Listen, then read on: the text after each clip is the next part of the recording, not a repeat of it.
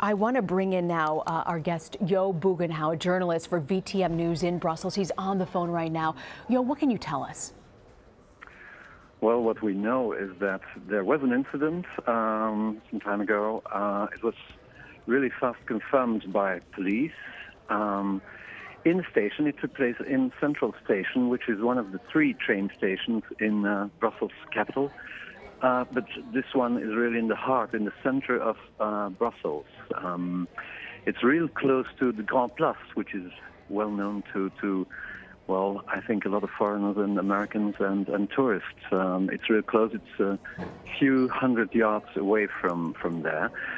Actually, what we know is there was an explosion, at least one. According to some witnesses, there were also shots heard. Apparently, those shots came from military soldiers who were around, because you have to know this place is really closely watched by police and military since a couple of years almost already now. And so they were really close there.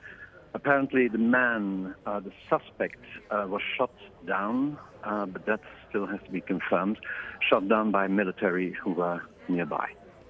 And was there any sense that the country was on some sort of concern or alert that there could be an attack coming? Excuse me, could you repeat that, please? Sure. I was just wondering if there was any intelligence leading up to this attack that something like this could be coming. Well, you have to know that intelligence is coming in all the time.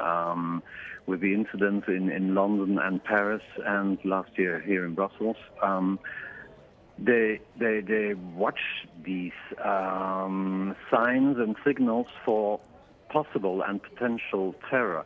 I don't know for the moment whether they were warned about an imminent attack or terror threat. But anyway, police and military, especially here in Brussels in the center, are always on watch. And so that's the reason why they were really immediately around to the suspect.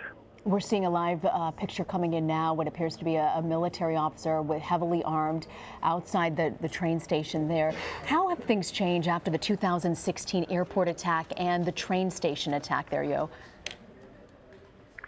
Well, things have changed. It's not only here in Brussels. I'm sure you've seen reports from Paris yesterday and London a few days ago.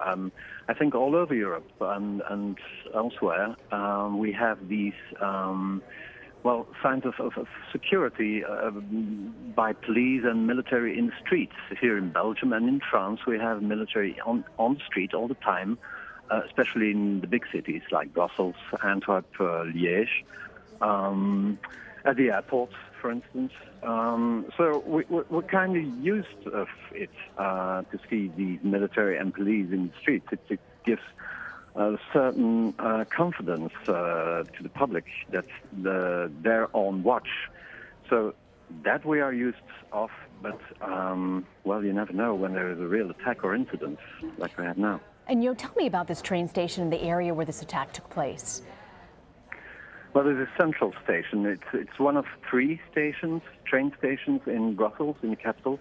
We have Brussels North, South, and Central Station, which is really in the heart, the old center of the city. It's in between the other 2, and that's why, for the moment, all train traffic through Brussels is blocked, is stopped, because you always have to go through Brussels Central Station. It's an old station.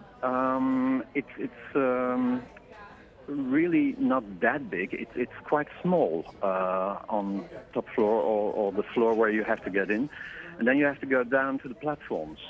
But yeah, it's only one. It only has one entrance or one place to go out. So they can guard it really closely, but yeah, we don't know what guy was here that they had to catch here.